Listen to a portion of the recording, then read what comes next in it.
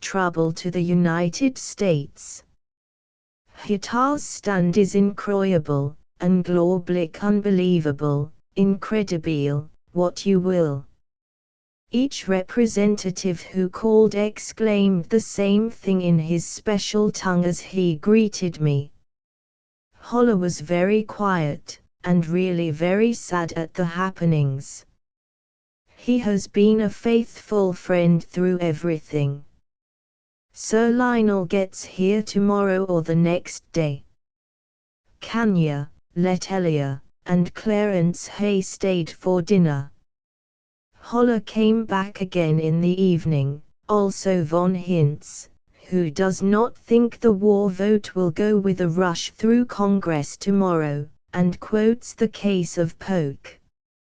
He said it took 3 months for him to persuade Congress to vote the money and men for the 1846 war. I can't verify this. He and von Papen left at 11. Nelson, Rowan, and I came upstairs, all a bit fagged. Tomorrow will be a full day. I long ago promised the American women here that if and when I thought the break was impending I would let them know. I think it has steadied their situation here that I haven't lit out from time to time. But what of the hundreds, no, thousands, all over this fair land whose possible fate is scarcely to be looked in the face? The old man has some idea other than despair and fatigue or impatience. He is working on a plan, probably hoping for a chance to play his trump card, the unification of all Mexicans to repel the invaders, which would take the trick anywhere but in Mexico. We are going to get some more gendarmes for the embassy. I feel very calm and deeply interested. It is a big moment, and Nelson has been unremitting in his endeavors. The Foreign Office here has given the press a statement of 2,000 words tonight, which will bring forth dismay and horror in the morning. I can't feel the personal danger of the situation.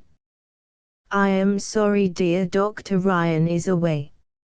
I sent him yesterday, in care of the consul at Saltillo, the prearranged word, 101, which meant that, whenever, wherever, he got it, he was to return immediately. At last hearing, the more prudent von Papen, who decided to return to Mexico City, saw him start from Saltillo with his medical supplies and 4 mules, to try to get to Torreon over a desert stretch. Von Papen, who had a most uncertain trip, says the only way to prevent the continual destruction of the railways is the establishment of the blockhouse system now planned by the federal government. 2:30 a.m. I can't sleep. National and personal potentialities are surging through my brain. 3 stalwart railroad men came to the embassy this evening. They brought reports of a plan for the massacre of Americans in the street tonight, but, strange and wonderful thing, a heavy rain is falling. It is my only experience of a midnight rain in Mexico, except that which fell upon the mobs crying death to Diaz nearly 3 years ago. As all Mexicans hate to get wet, rain is as potent as shellfire in clearing the streets, and I don't think there will be any trouble. Providence seems to keep an occasional unnatural shower on hand for Mexican crises. NS Secret Service man reappeared upon the scene yesterday, probably by the President's orders. This works 2 ways. It protects N, and incidentally proves to Hitar that N is not intriguing against him. Had this war been induced by a great incident or for a great principle, I could bear it. But because the details of a salute could not be decided upon, we give ourselves, and inflict on others, the horrors of war. Mr. Bryan, so the Herald playfully remarks today, must have been surprised and disappointed. The salutes were always so cheerfully returned at Chautauqua. It is no situation for amateurs. The longer I live, the more respect I have for technical training. Every foreign office in Europe or any other continent keeps experts for just such cases. I may become an interventionist, but after Hitar, he has proved himself vastly superior, in executive ability, to any man Mexico has produced since Diaz, in spite of his lack of balance and his surprising childishness, following upon strange subtleties, and he would have sold his soul to please the United States to the point of recognition. In that small, soft hand, doubtless bloody, too, were possibilities of a renewal of prosperity, after the dreams of Madro that he himself could never have clothed in reality. The reassociation of the government with the conservative elements might have given some guarantee of peace, at least during Hitar's life, and any man's life is a long time in an Indian or Latin republic. The 20th of April. 10 a.m. We have awakened to a busy morning. At 7 o'clock I began to telephone all those women. If anything happens, American women here will be thankful to be out of the way, and if the clouds blow over, they will only have done what they have done before, on several occasions, taken an unnecessary trip to Vera Cruz. Every American in town has either appeared at the embassy or telephoned. Rowan remains with us, I hope. N has telegraphed Admiral Fletcher that in view of the fact that he is alone with me at the embassy, he begs not to have Rowan recalled. He is a dear fellow, and a great comfort and support. Anything his courage and good sense can keep from happening to us will not happen. A cable saying the matter will be laid before Congress this afternoon, instead of this morning, is just received. It gives us a breathing space. But the telephone, the newspaper men, the frightened Americans. If we are obliged to go, Aunt Laura will stay with Mrs. Malik, that friend of hers who has a handsome house just across the way. This relieves both her and me from anxiety. Americans are leaving in hosts, about 500 persons, of all nationalities, leave today. I have just found on my table an envelope, from Elim to Mama. A drawing inside represents a tombstone, and a star shines above it. It has a little bunch of fresh heliotrope fastened to it with a clipper, and the back is decorated with 3 crosses, a bit startling in these potential days. My heart is sick. Wednesday that great fleet arrives. What is it going to fight? It can't bombard Vera Cruz. The streets are full and the houses overflowing with fleeing non-combatants. It can't climb the mountains and protect the countless Americans getting their living in the fastnesses or in the valleys. Hitar's army is engaged in the death struggle, in the north, against enemies of the government, armed with our munitions. Oh, the pity of it! And this city, this beautiful city, placed so wonderfully, so symmetrically, on the globe, in the very center of the Western Hemisphere, a great continent to north and south, halfway between immense oceans, and lifted nearly 8,000 feet up to the heavens. Strange, symbolic correspondences between the seen and the unseen constantly make themselves sensible, in some unexplainable, magic way, while to the eye there are the manifold abundances of Mother Earth, and this queer, dark, unchanging, and unchangeable race, whose psychological formula is unknown to us, inhabiting and using it all. The 20th of April. 7:30 this afternoon. A whirlwind of rumors. First, that Congress had voted full power to Mr. Wilson, and $150 million, that Vera Cruz was being bombarded, that an attack is being planned against the embassy tonight. There is, doubtless, nothing in this last, but N telephoned to Eduardo Iturbide, always to be counted on, who is sending us 100 mounted gendarmes. Captain Burnside is coming over here to sleep, and Rowan is with us, besides Secret Service men and our own gendarmes. We have machine guns, rifles, and quantities of ammunition. Many people were in Fort E, when I am always to be seen. Madam Simon expects to leave tonight for Vera Cruz, with her little boy and 2 maids. Clarence Hay and the Tozzers are going, too, and about 100 Germans. Von Hintz has sent away as many men, women, and children as he could induce to go. I had a curious experience with Adachi.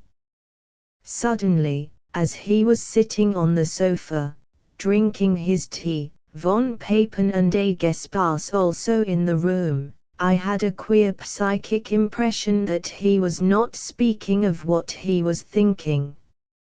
I thought no more of it until he came over to a chair near me and said, with a curious, oriental smile, I had a talk with Portillo y Rojas, this afternoon. All is not yet lost. I have left my secretaries working on a long telegram to Tokyo. I asked, you mean there may be a possible arrangement? And he said, yes, without enlarging on it.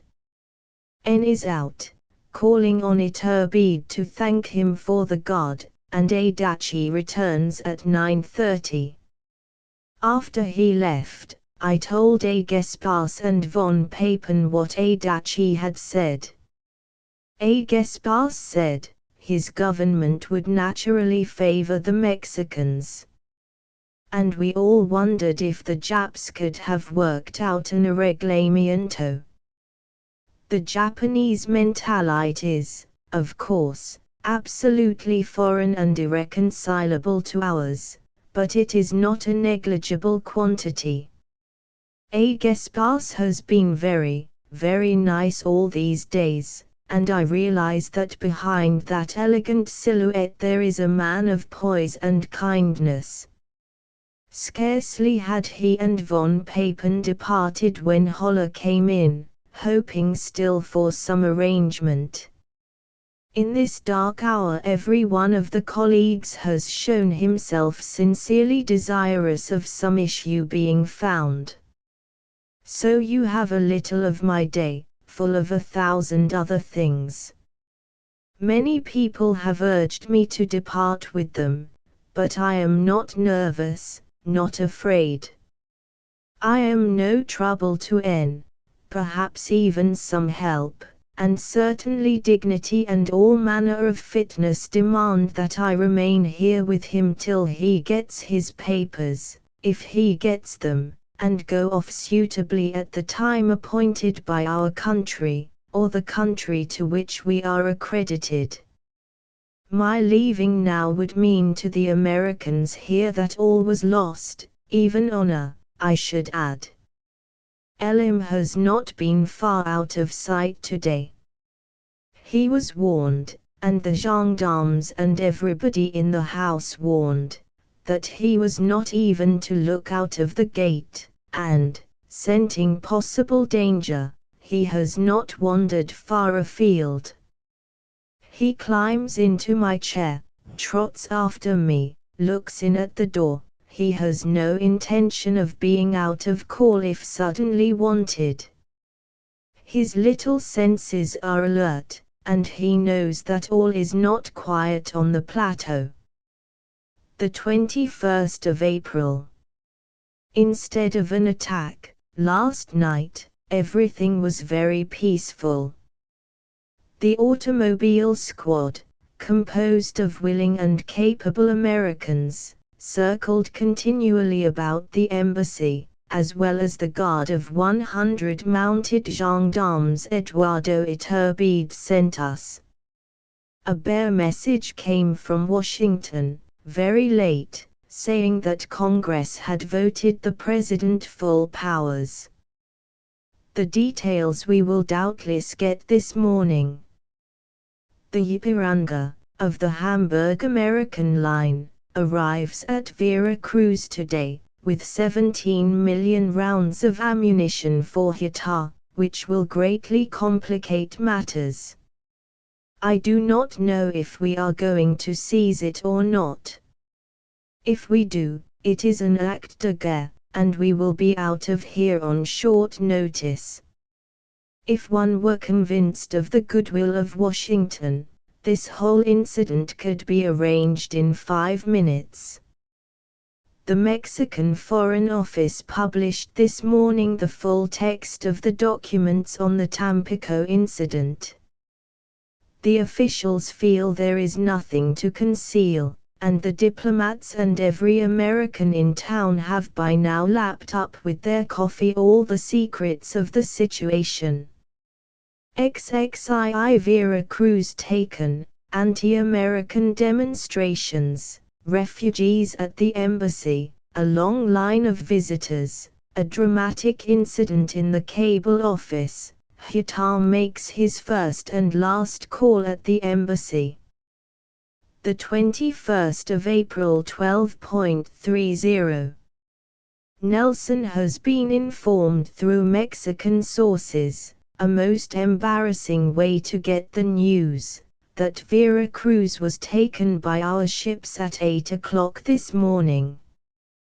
Cortés landed on the 21st of April, if I am not mistaken, though, of course, that isn't much help to us now. The line from Mexico City to Vera Cruz has been blown up. I am so worn out that I wouldn't mind seeing even the Zapatistas climbing in at the windows. Aunt Laura has been sitting by my bed, wearing that pale blue woolen jacket you sent me. She feels, after all these decades of Tuantepec, a chill even in these lovely days. The situation she will find herself in after we go appals me, but she is determined to remain. All these years she has watched the increasing glories and securities of Don Porfirio's Mexico. One could go unarmed from the Rio Grande to Guatemala. Now, when the years begin to press upon her, she is caught up and ruined by present-day Mexican uncertainties, or rather, certainties. One knows one will lose everything one has here. N just looked in at the door to say we may have to leave via the Pacific, Manzanillo and San Francisco. Well, it is all in the hands of the Lord. Sometime, some way, we are destined to be recalled from Mexico City. I wonder what Hitar is thinking of doing this morning. Will the situation weld together his divided people? I am thankful not to be among the hundreds, no, thousands, without bank accounts in New York, Chicago, Boston, or other places, who are being packed like sardines on transports for home. These are the real tragedies of the situation to us, though I can't help thinking of the Mexican side. Several 100,000 men, women, and children have been killed in various ways since Madero started for Mexico City, American gunners manning his guns. The 21st of April, 5 o'clock. No news from Washington today. We might all be massacred. It is due to the essential meekness, want of national spirit, want of whatever you will in the Mexicans, that we are not because a paternal government is watching over its public servants in foreign parts. I have sent out for a good supply of candles. The lights might be cut tonight by some Zapatista band. We all wonder why Hitar hasn't cut the railroad to Veracruz. Why doesn't he make things a bit nasty for us? 8 p.m. A word from my sofa, where I am resting in my purple Paris draperies. We have had a long line of visitors. A. Gespas was the first, and so nice and sympathetic. With his Mexican wife he does not find himself in an easy position. His family-in-law has made many and real sacrifices for La Patria and the Hitar government. 3 men, expert machinists, are having their dinners downstairs, having set up the Gatling guns under Burnside's instructions. I have provided pulque, tortillas, frijoles, and cigarettes for countless gendarmes. We are 10 at dinner, and perhaps 20 have been in for tea. There has been an anti-American demonstration at Porter's Hotel, where the very clever woman journalist I mentioned before is staying. She will sleep here tonight, in Ryan's room. The landlady of Porter's is also coming, and they will have to take friendly turns in a single bed. About 20 extra persons are sleeping here. We hear nothing from Washington direct. Algara, the Mexican charge, has been recalled. N saw Hitar this afternoon, who begged him not to go. We can no longer cable, though the other legations can send what they like to Washington via their various European chanceries. No trains are going out tonight nor this morning. 3 of the many Pullmans, loaded with men, women, and children, which started yesterday for Veracruz, have not yet arrived there. We understand there was fighting along the road. Rowan is being more than nice, but I think he is rather longing for the baptism of fire that might be his, were he in Veracruz.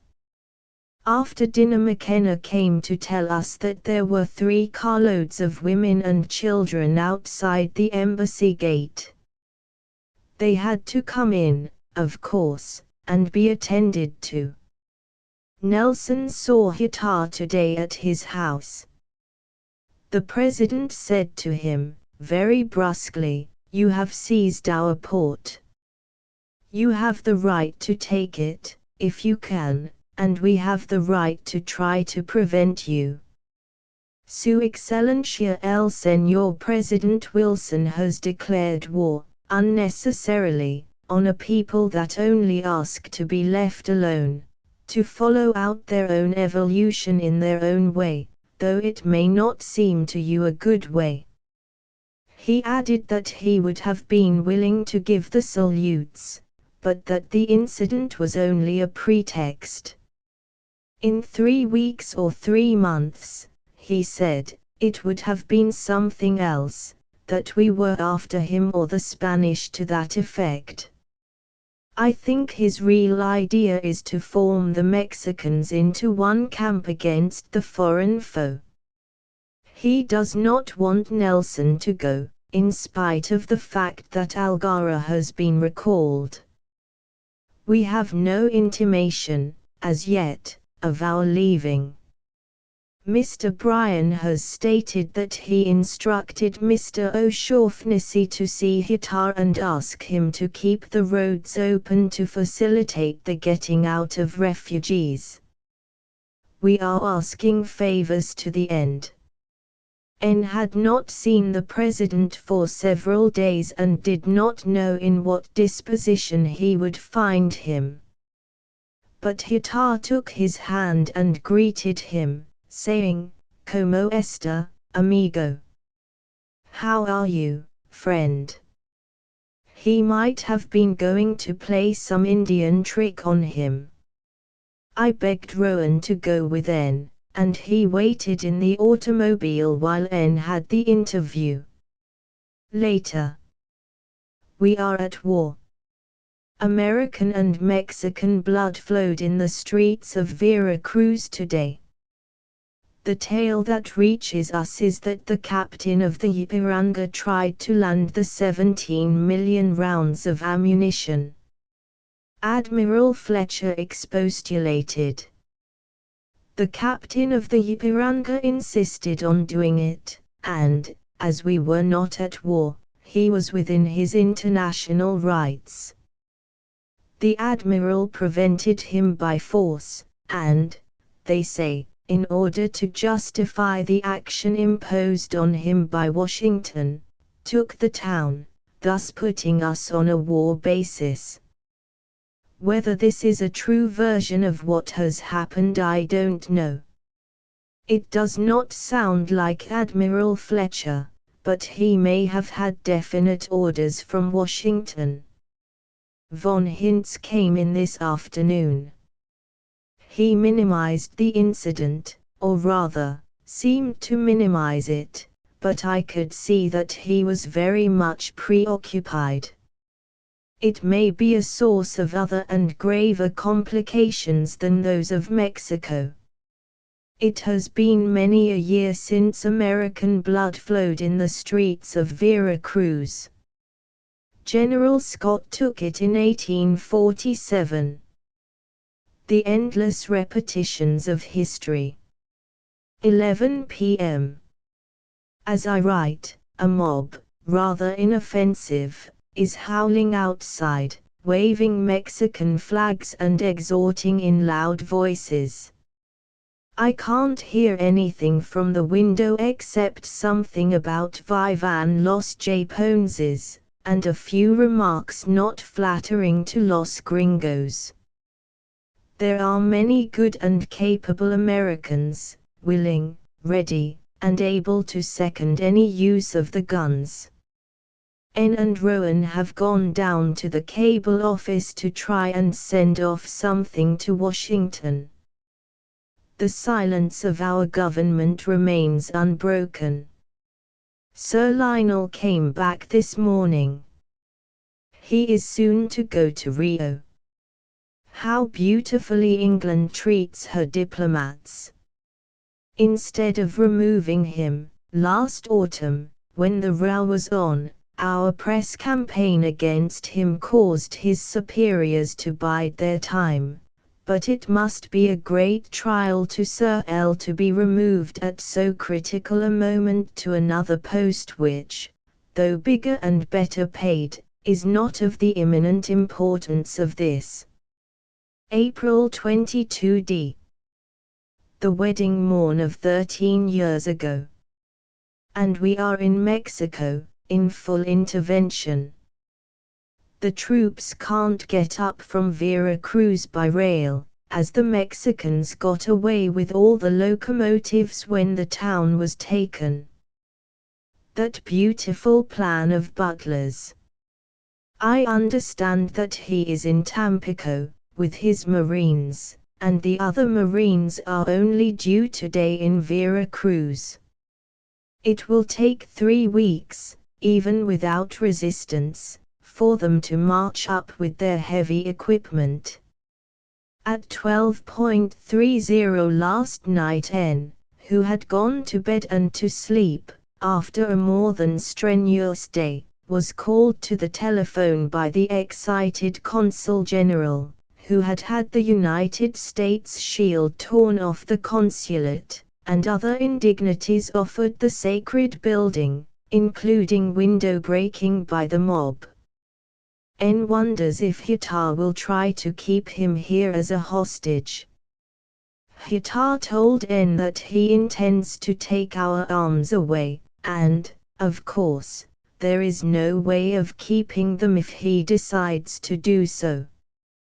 We have certainly trampled on the Treaty of Guadalupe Hidalgo after 1848, providing that all disputes should be submitted first for arbitration.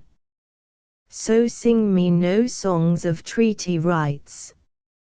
We heard last night that the Zapatistas were to unite with Hitler. It would be interesting and curious to see a Mexico united on any point. If those bandits come out of their barrancas and mountains and do to the Americans half the evil they work on one another, there will be many a desolate mother, wife, sister, and sweetheart north of the Rio Grande. N says we may get off tomorrow morning. No night trips. Yesterday Carden and von Hintz tried to get Hitler to arrange for the dispatching of a refugee train to leave not later than 7 this morning, but why he should do that, or anything for anyone, unless it falls in with his own plans, I don't see. It is curious that the Americans did not get hold of a few locomotives. The railroad is indeed sounding brass and tinkling cymbals without them. Every armchair, sofa, and bed in the house was occupied last night, and many of the inmates lay on the floor. Constantly, in the distance, sounds the beautiful Mexican bugle call. The brass summons is clear and noble, and the drums beat to the nation's pulse, a poor thing, according to us, but Mexico's own. Where will it all end? With the taking of Vera Cruz, through whose customs a full fourth of the total imports come, Hitler is out 1,000,000 pesos a month, more or less. We are certainly isolating and weakening him at a great rate. Might is right. We can begin to teach it in the schools. We have heard nothing from Washington, and nothing from Vera Cruz. Alone on our plateau. Up to now, there are no great anti-American demonstrations. I put my faith in Hitler, in spite of the feeling which Burnside expressed, that he might show Nelson an Indian's treachery. Aunt Laura is game. It is good fortune for her to have that comfortable home just across the way to go to. Something is being prepared in town. Tomorrow we may get away. N begins to feel that he ought to be out of here, the Mexican charge at Washington having left yesterday, with the entire embassy staff. This we learn from the Foreign Office here, not from Washington. The newspapers are rather fierce this morning. One headline in The Independent is to the effect that the federal bullets will no longer spill brothers' blood, but will perforate blonde heads and white breasts swollen with vanity and cowardice. Like a horde of bandits, the invaders assaulted the 3 times heroic Vera Cruz. The brave Costanos made the foreign thieves bite the dust they had stained with their impure blood, etc. The newspapers add that the Americans landed without a declaration of war, feloniously and advantageously. Anathema to the cowardly mercantile projects of the President of the United States, they shriek.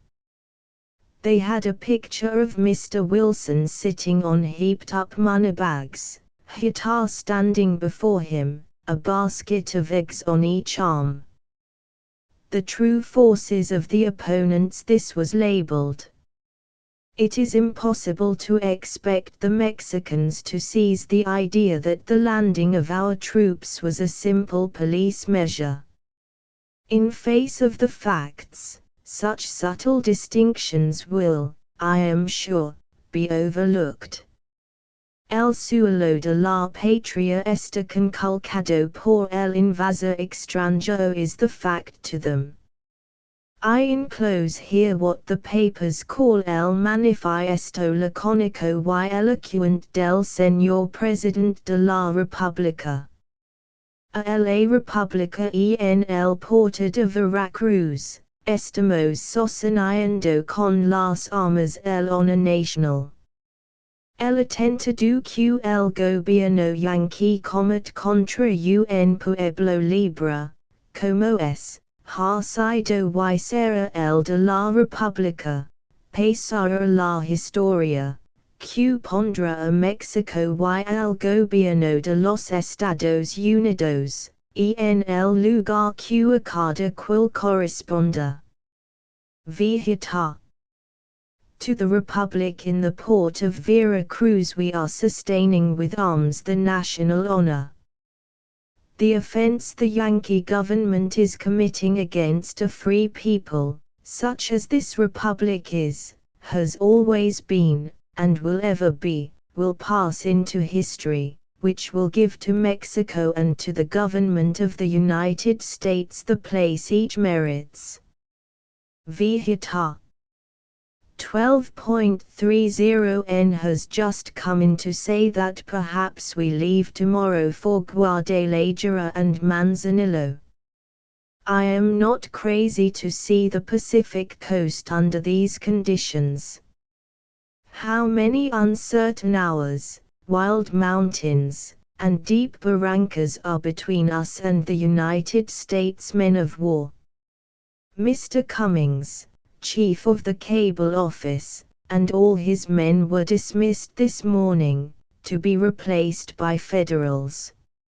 A dramatic incident occurred when he went into the office to collect his money and private papers. Finding himself for a moment alone, he quickly went to the telegraph key and called up Vera Cruz. The operator there answered, "They are fighting at the roundhouse." There was a snap, and he heard no more. Someone was listening and shut him off. That is the only authentic news we have heard from Vera Cruz, or anywhere, for 2 days. But the wild rumors around town are numberless and disquieting. Nothing is touched downstairs. I don't want to alarm people needlessly by stripping my rooms, and who knows if we can take out, if and when we go, more than the strict necessities. There will always be a fair amount of embassy papers, codes, etc., that must go, whatever else is left. 10.30 p.m. At 5 o'clock I went downstairs to my drawing room, the matchless Mexican sun streaming in at the windows, and poured tea. It was the last time, though I didn't know it.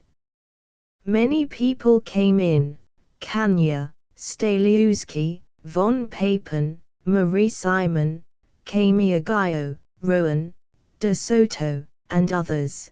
De Bertia had gone to Tampico. No one knew what was to happen to us. Had we received our passports? Were we to stay on? Could negotiations be reopened? Each came with another rumor, another question. The Cardens came in late, Sir Lionel very agitated over the rumors of the Zapatistas coming to town tonight. They are supposed to have joined with the Federals. It was the first time I have seen Sir L since his return. He seemed whiter, paler, and older than when he went away. Then von Hintz came. We talked of the hazy Vera Cruz incident and its international bearing, if the captain of the Ypiranga had been stopped on the high seas, before the blockading of the port, etc.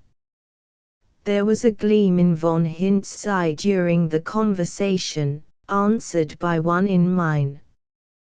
We were both thinking that history has a way of repeating itself. He was von Dietrich's flag lieutenant at Manila, Rowan's position with Fletcher at Vera Cruz.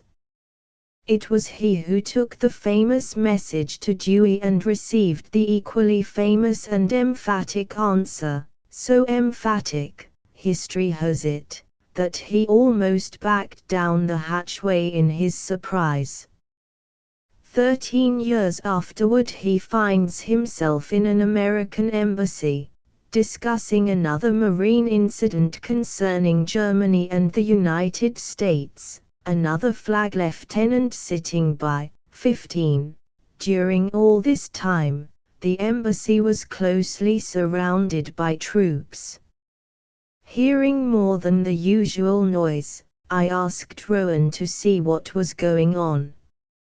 It proved to be a large squad of soldiers come to take our arms and ammunition away, our sacred doves of peace. All was done with the greatest politeness, but it was done. 250 rifles, 2 machine guns, 76,000 of one kind of ammunition, 9,000 of another. It was a tea party, indeed. At 7:30 an officer appeared in the drawing room, as von Hintz and I were sitting there alone, saying that the president was outside. Von Hintz departed through the dining room, after hastily helping me and McKenna to remove the tea table. There was no time to ring for servants.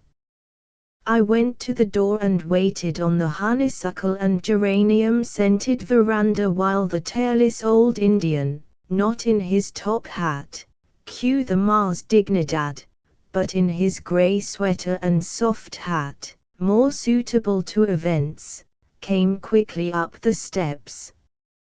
It was his first and last visit to the embassy during our incumbency.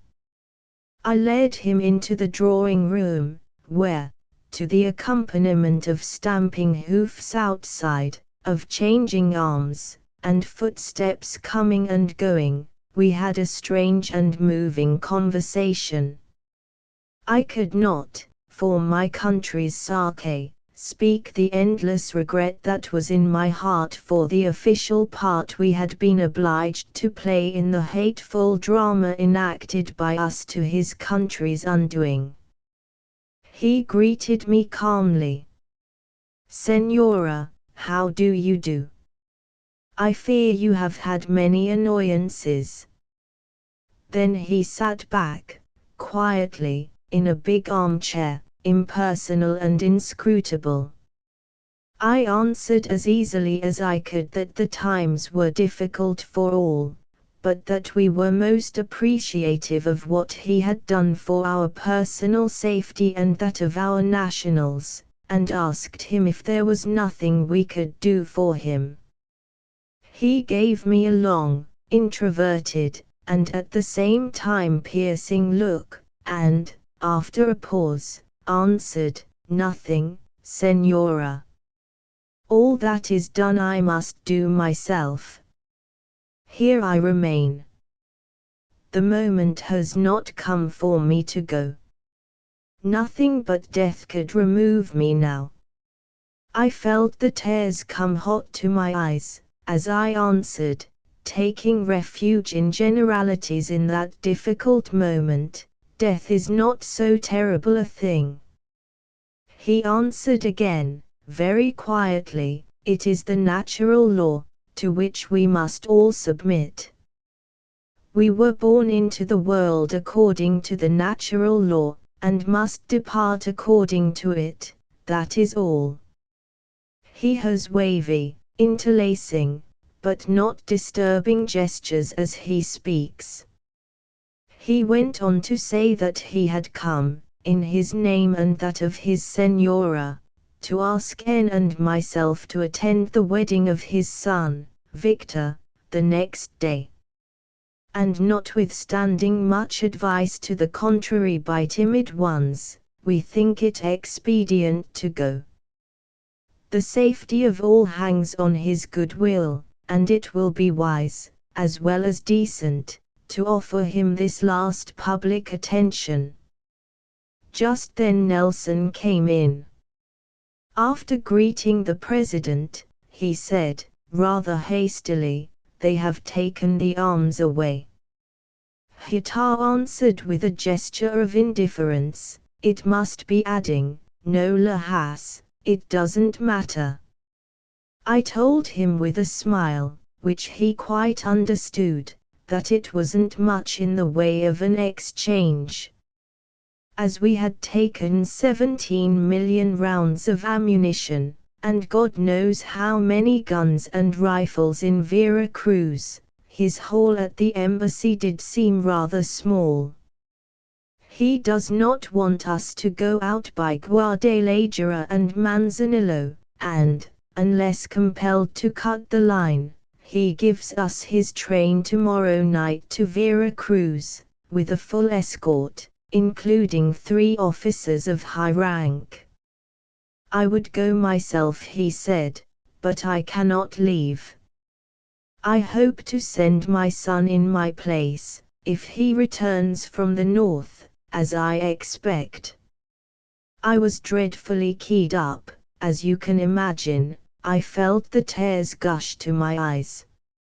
He seemed to think it was fear that moved me, for he told me not to be anxious. I said, "I am not weeping for myself, but for the tragedy of life." And, indeed, since seeing him I have been in a sea of sadness, personal and impersonal. Impersonal because of the crushing destiny that can overtake a strong man and a country, and personal, because this many-colored, vibrant Mexican experience of mine is drawing to a close. Nothing can ever resemble it. As we 3 stood there together he uttered, very quietly, his last word, "I hold no rancour toward the American people, nor toward Su Excelencia el Señor President Wilson." And, after a slight pause, he added, "He has not understood." It was the first and last time I ever heard him speak the president's name. I gave him my hand as he stood with his other hand on Nelson's shoulder, and knew that this was indeed the end. I think he realized that my heart was warm and my sympathies outrushing to beautiful, agonizing Mexico, for, as he stood at the door, he suddenly turned and made me a deep reverence. Then, taking N's arm, he went out into the starry, perfumed evening, and I turned back into the dwelling I was so soon to leave, with the sadness of life, like a hot point, deep in my heart. So is history written. So do circumstances, and a man's will seem to raise him up to great ends, and so does destiny crush him. And we, who arrogated to ourselves vengeance for unproven deeds in a foreign land, was vengeance ours? I left the embassy staff alone at dinner and came upstairs, to Aunt Laura. Again I was sick at the thought of leaving her, old, ill, and in troubles of many kinds. I will do what I can for her before I go, but oh, I am sad, very sad, tonight. Whatever else life may have in reserve for me, this last conversation with a strong man of another psychology than mine will remain engraven on my heart. His calm, his philosophy on the eve of a war he knows can only end in disaster for himself and his people. His many faults, his crimes, even, his desperate expedients to sustain himself, his non-fulfillments, all vanish.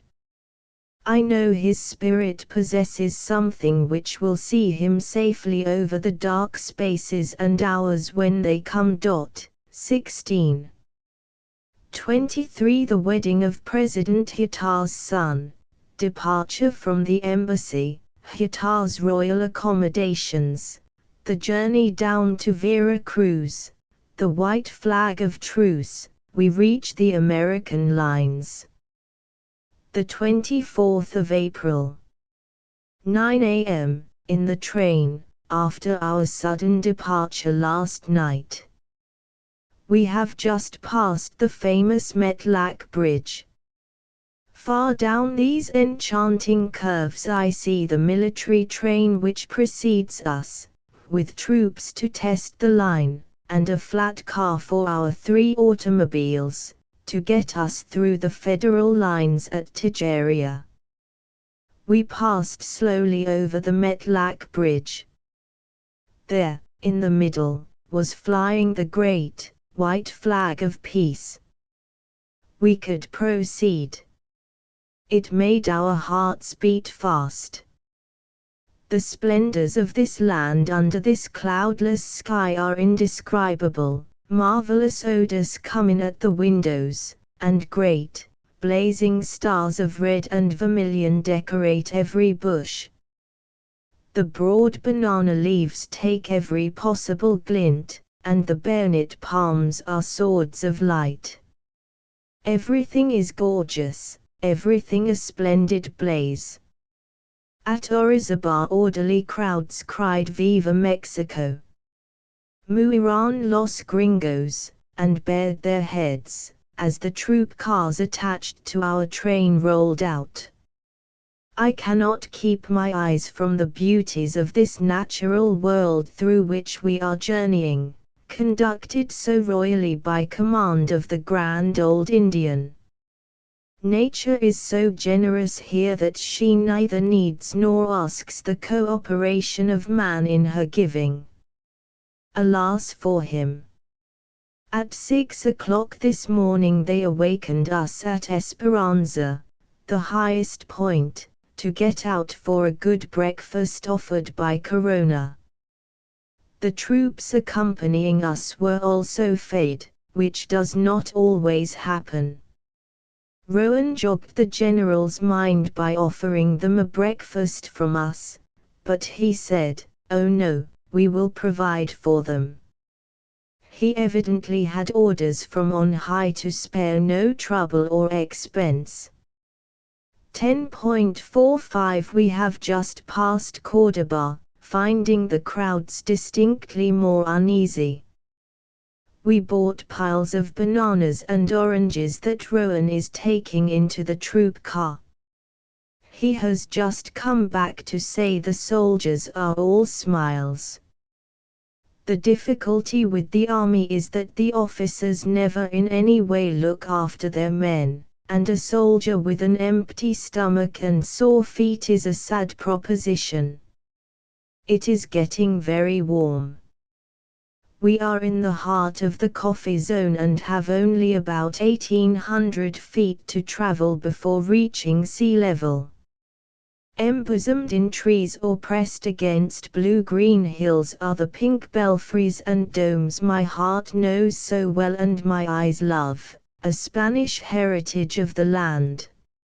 I was thankful to see, higher up, that barley and corn were being planted for the hungry days to come. Morning glories twist about every stump and branch and the hibiscus has a richer color. Beautiful, beautiful Mexico. I wonder if the embassy was pillaged and burned last night. Oh, the waste there. No time to sort out things. My clothes still hanging in the closets, my bric-a-brac left about, and I dare say a lot of trash was packed that I don't care for. Dear Mrs. Malik kissed me as I came out on General Corona's arm, in a dream, it seemed to me, Elim clinging to my hand, to take the auto for the station. I had left Aunt Laura in the salon with various friends whose faces are one great blur in my memory, and Mrs. Malik was going in to get her and take her to her house. Since yesterday afternoon Americans can no longer leave Mexico City. Utah, having heard that no Mexicans could leave Veracruz, posted this order. My heart is sad at leaving our people. Heaven knows what will happen to them. The Mexicans have commandeered all arms except those of foreign legations, and they will probably have to go, all horses, all automobiles, great reserves of gasoline, etc. The embassy was well provisioned. Last night our train was supposed to go at 9 o'clock, but we did not leave until 11:30. The Shares colleagues and a very few others who knew of our going were there to see us off, in the dimly lighted, grey station. At 10 I begged our friends to go, and said goodbye to von Hintz, Holler, von Papen, Les Agespas, Staliuski, Letelia, Kanya, and the Simons. Simon has 45 millions in gold in the Banco Nacional, someday he must give it up at the point of the pistol. We have masses of letters and telegrams to deliver. The Pious Fund, $43,000, and my jewels and money of our own and other people's I carried in the black handbag with the gilt clasps which you gave me in Paris. McKenna guards the codes as if they were infants. No sovereign of Europe could have planned and executed this departure of ours more royally than Hitler did it. You remember Polo de Bernabé's account of his escape from the land of the stars and stripes. At Guadalupe, the first stop just outside the city, a painful incident occurred. About 25 persons, friends, were waiting there to board the train and continue the journey with us. But N had given his word of honor, when he received the safe conduct, that no person or persons other than the personnel of embassy and consulate should avail themselves of this privilege. So rarely was faith kept with Hitler that it seemed hard that it should be done in this crucial hour and at the expense of our own people. We intended, however, to save even honor.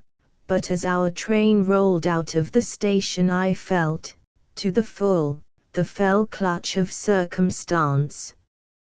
My idea is to be immediately vaccinated and injected for all ills, and to return from New York with the 1st Red Cross Brigade. I look into the deep barrancas and up the high mountains, and know my people will be lying there, needing help, before long. Zapata is supposed to have offered his services to Hitar, to place himself in the Sierras between Puebla and the Tierra Caliente. He can do heartbreaking things. I know I must go now, but afterward I can return to work. Shall we ever again have an embassy in Mexico? This seems the death of Mexican sovereignty, la fin de un nation. I saw Sir Lionel for a moment, alone, last night. I thanked him for all the work, the great responsibility that he was about to undertake for our people. He is very worried and anxious, and kept saying, "Oh, the dreadful responsibility it will be." I told him we would not fail to let Washington know all that he would be doing for us. I fear a nervous break for him. Tears were in his eyes and his lip trembled. Our press has not handled him gently these past months. I felt both grateful and ashamed. We have just passed over a deep, vine-draped ravine, the Atoyac Gorge, with a noisy river flowing through. Women and children are bathing and washing clothes under the trees. Occasionally a blonde baby is seen in his dark mother's arms, so is life perpetuated. We have just passed the village of Atoyac, with its little thatched shacks and adobe huts, where the people are shouting Viva Mexico, and we are about to make our last descent into the burning plain. There, after a while, our outposts will be waiting for us, our people waiting to receive their own. This is the march of empire in which we literally join. Southward she takes her course. General Corona has had many offerings of fruit and flowers, people whom he had never seen calling him Ramoncito and me General and throwing pineapples and oranges into the train, the offerings of humble hearts. But I must go back to Wednesday night, our last night in Mexico City, when I was too tired for feeling or thought. In the morning Nelson decided that, under the circumstances, he would not, could not, go to the Hitar wedding. Then I decided to go alone. Rowan went with me, in the automobile. I put on my best black things, long white gloves, and pearls, got through the crowd in front of the embassy, and went to the president's house in the Call Alfonso Herrera, enfolded and exhilarated by dazzling air. I got there to find myself the only foreigner, of course, and only 3 or 4 other women, the wives of cabinet ministers and generals. The men were mostly in full uniform. Madame Hitar came in, looking very handsome and dignified in a becoming dress of delicate pomegranate color veiled partly with black lace, a good dress. We gave each other the abrazo, and she placed me at her side, on the sofa. The youngest son, Roberto, a fat but simpatico boy of 14, also in full uniform, came in and kissed his mamacita's hand, and asked for some order. The dark, bright-eyed bride, in a dress with a good deal of imitation lace, arrived nearly 3/4 of an hour late. Immediately after her arrival the president entered, in his slouch hat and the celebrated grey sweater. He quickly greeted the guests, called his wife, Emilia, and then turned to me. "Mrs. O'Shaughnessy," he said, and indicated a place near the table where the marriage contract was to be signed. So I rose, and stood with the family during the ceremony, which he had put through at a lively pace.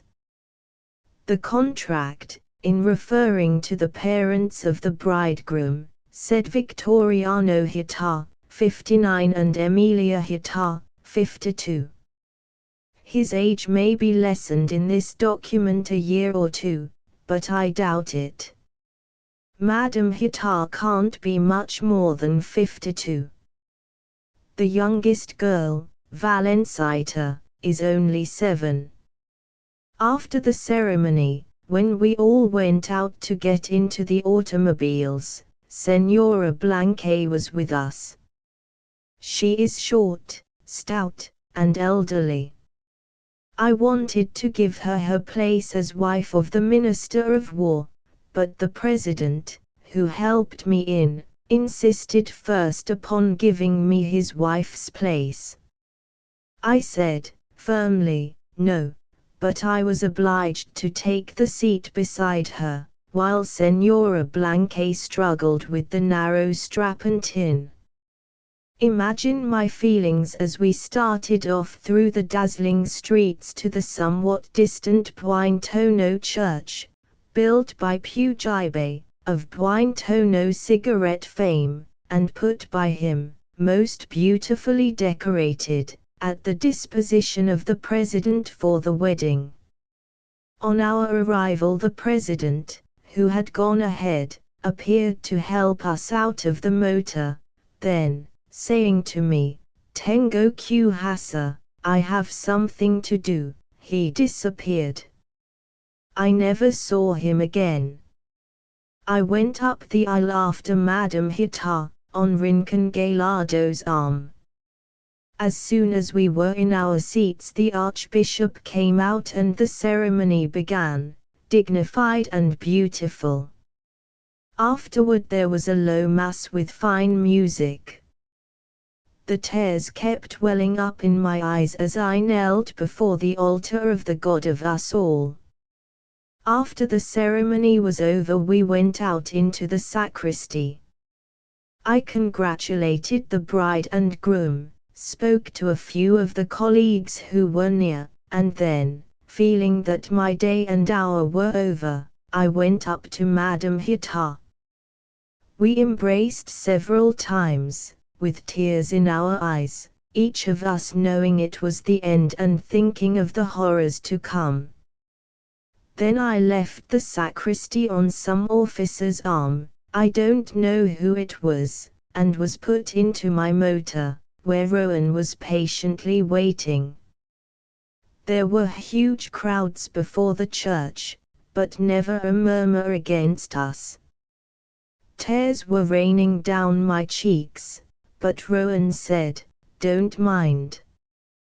The Mexicans will understand the tribute, and all your sadness and regret." We passed by the round point, the Glorieta where I had seen the statue of George Washington so solemnly unveiled 2 years ago, on the 22nd of February, 1912. It had been pulled down in the night. On the defaced pedestal had been placed a small bust of Hidalgo. Flowers were scattered about, and a Mexican flag covered the inscription on the marble base. I learned afterward that the statue had been dragged in the night by powerful automobiles, and placed at the feet of the statue of Benito Juárez, in the Avenida Juárez, whence the authorities had had the courtesy, and had taken the time, to withdraw it, through streets whose windows were hung with flags of every nationality except ours, German, French, English, Spanish. At 12:50 I got home to find still larger crowds of Americans at the embassy, orderly and polite, but deep anxiety was on every face, all realized the issue before them. At 3 o'clock I heard that we would be leaving about 7. So many people were coming in that I had no time to separate my things from the embassy things, nor even to make any selections. Berth was occupied in throwing various articles into open trunks and valises, some of value, some without. I don't think she lost a pin. I didn't get even to my big writing desk, where I had sat for 7 months. You can imagine all the things that were left there, the accumulations of these historic months. All my bibelots were left about the salon, the mantas and serapes, the signed photographs that have accompanied me for years, my beautiful old frames. But in the face of the national catastrophe, and the leaving of our people to God knows what, I seemed to lose all sense of personal possession or to feel that objects could have a value. We have just passed Paso del Macho. Many people, motley groups, were standing near the train, crying Viva la Independencia de Mexico. Rowan says he wants to hear more Muiran los Gringos. We are about 4 to 5 kilometers from Veracruz, and the heat, after the plateau, seems intense, though it is not disagreeable to feel the dissolving detent of the skin and nerves after the dry tenseness of many months at 8,000 feet. Soledad, 1.15. A blaze of heat, merciless, white. We find Mexican rifles stacked at intervals along the station platforms, and there are groups of young voluntarios looking proudly at their first guns or drawing long, cruel knives from their belts. Some are eating small, green limes, not nourishing at best, slashing at them with their machetes. The lack of a commissariat is what prevents the Mexican army from being in any way efficient. Think of the full stomachs and comfortably shod feet of our men. Flat cars with cannon and automobiles are on the sidings. General Gustavo Mas, whom I have not seen since our trip to Veracruz in January, is here in command. He will not prove efficient, a blue-eyed Mexican, wearing his Sunday gray hair in a German brush effect, can't be. 4 o'clock. We have passed Tijeria, the last Mexican station. The sand hills and spires of Veracruz will soon be distinguishable. I have just looked out the window, my eyes dim with tears. Far up the broken track the blessed white flag of truce can be seen approaching, our people, our men, coming for their own. Admiral Fletcher evidently got the telegram.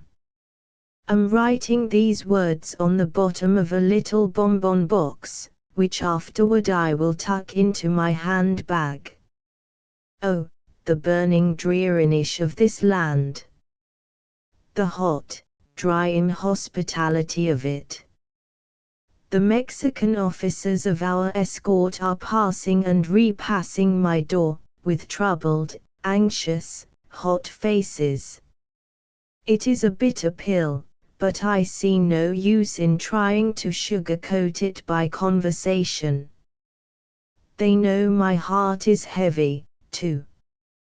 Later, on the margin of a page of the Mexican Herald. Nelson has gone with the Mexican officers up the track to meet our men, and all are getting out of the train, standing in the rank, stiff grass by the track. God made the heaven and the earth. Veracruz, the 25th of April. Morning. On board the Minnesota, in the very comfortable quarters of the Admiral. We were awakened by the band playing the Star-Spangled Banner, God Save the King, the beautiful Spanish national air, the Marseillaise, all according to the order of the arrival of the ships in the harbor. A delightful breeze is blowing and the electric fans are at work. The last word I scribbled yesterday afternoon was when I was waiting in my stateroom for Nelson to come back to our Mexican train, with our officers, under the white flag. I was delighted and deeply moved when suddenly big, agreeable, competent Captain Hughes appeared at the door and said, "Mrs. O'Shaughnessy, I am glad to see you safely arrived and to welcome you to our lines." Poor General Corona stood by at the meeting, and I turned to him with a more than hearty handshake. He kissed my hand, and his eyes filled. Poor people. As Captain Hughes helped me out of the train, to my joy and surprise I saw Holler standing by the track. He had taken down a train full of agitated Germans, English, and Americans, 2 days before, and was to go back to Mexico City with our returning train and escort. I had a few words with him, amid the dry cactus of the parched field, and commended to his courage and good sense our poor, distracted compatriots left in the volcanic city. There may be no concerted massacre of Americans, but the day will come when there will be other horrors. Holler said he had not slept for 3 nights, and only prayed for a couple of hours of oblivion before tackling anything else. I wished him Godspeed, and gave him a handclasp to match the temperature. Then Captain Hughes came up to me, saying, "We must go. Time is passing, and we are unarmed." As I turned to walk down the track with him I saw the pathetic spectacle of Madame Mass, whom I had parted from on that starry night of the Fletcher dinner, 4 months or more ago. She had walked, bareheaded, up that dusty stretch of track, from one train to the other, to go to join her husband at Soledad. The step onto the train by the steep embankment was so high I could not get up, nor could she descend, so she leaned down to me and I reached up to her. Tears were streaming down her grimy face, her black skirt was torn and rusty, her other clothing nondescript, to say the least, a pathetic, stout, elderly woman caught out in the troubles of war, or of peace, as they tell me it is called in Washington. Then Captain Hughes and 2 of his officers, Lieutenant Fletcher, nephew of Admiral Fletcher, and Ensign Dodd, walked down the track with me about 2 kilometers.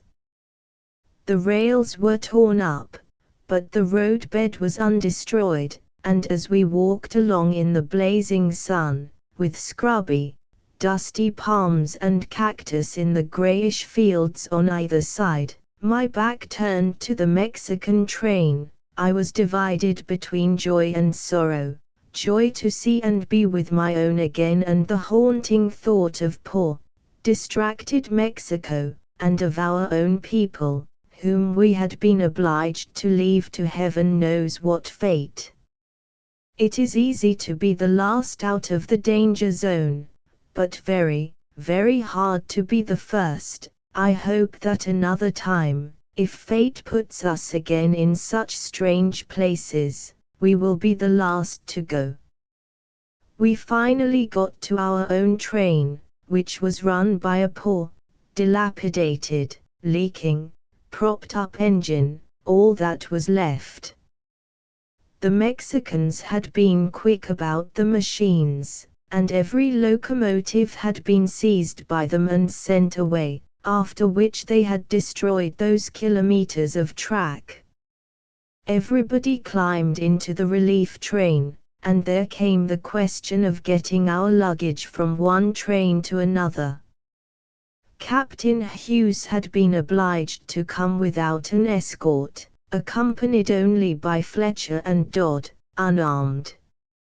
Until they had us they could not make terms.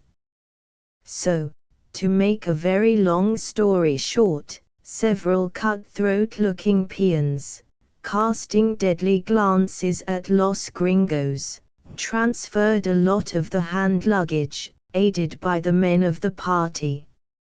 All I possess of value, except that left at the embassy, is contained in a single, large trunk, now reposing in the cactus fields in the enemy's lines, watched over by the same shambling, dark-browed, cutthroat Mexicans who helped to transfer the small baggage. Captain Hughes, finding himself with a broken-down engine and a lot of unarmed civilians, and with sundown approaching, was too anxious to get into his own lines to think of such trifles. He said, afterward, "You didn't realize what danger we were in." I remember that I saw his face suddenly light up, as we slowly moved along. He had caught sight of the outposts that Admiral Fletcher, with vigilant forethought, had placed 5 miles out of town, with guns and telescopes, ready to rush to our aid, if necessary. Then he knew all was well, and, in spite of the fact that I had not been able to realize any danger, my eyes filled again at the sight of our brave men, some looking through their telescopes, others ready with their guns. I asked Captain Hughes, "Are we at war with Mexico?" And he answered, "I don't know." Adding, "They say not, but when one armed force opposes another armed force, and many are killed, we are rather of the opinion that it is war." He had just come from the thick of the fray. We had 63 wounded, 17 killed, and several hundred Mexicans were killed and wounded. The Cadet Academy made a fine defense. There would have been more casualties for us, but at the critical moment the San Francisco, the Chester, and the Prairie opened fire on the Academy, a few feet only above the heads of their own men, neatly piercing the windows of the broad, low facade, as they would bullseyes. All the officers are agreed that the immense sums spent in target practice by the Navy in the past 5 years were amply compensated by that moment.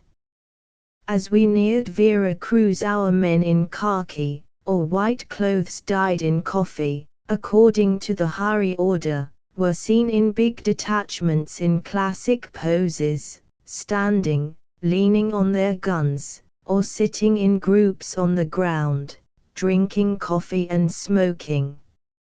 I must say it looked very cozy and safe.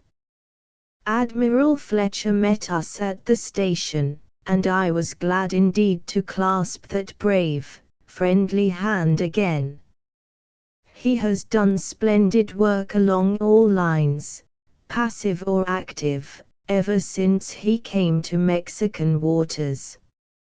Shortly afterward I said goodbye to him and to Captain Hughes, who is his chief of staff, and we went out in the Admiral's barge over the glistening harbor, 1,000 lights still lighting it, as when I last saw it, but all else changed. Captain Simpson, of the Minnesota, is on land duty, but the second in command, Commander Moody, met us at the gangway and we were shown into these most comfortable quarters. I have heard so much of the discomfort and heat of the men of war that I am most agreeably surprised.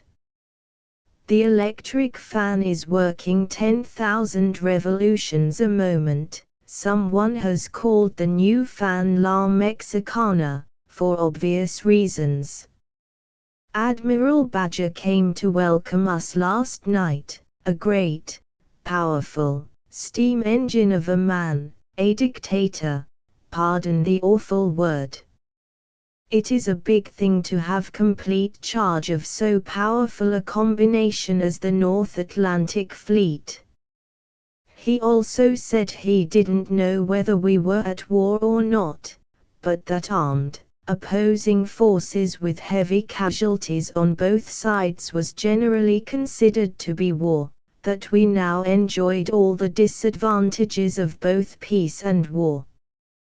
He had heard we were arriving with 800 refugees, and had chartered the Mexico, of the Ward Line, to take them away. He asked, "Where are all the others?" We said, "We are all that were allowed to come."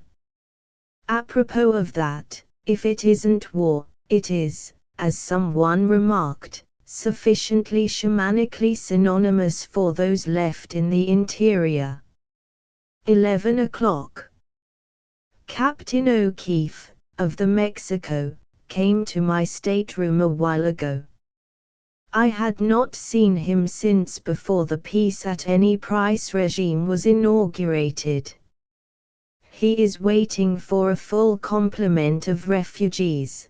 They are expecting a boatful from Coatzacoalcos, this afternoon.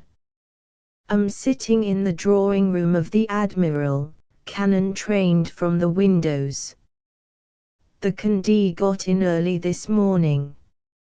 Lying in my berth I could see her maneuvering into hers.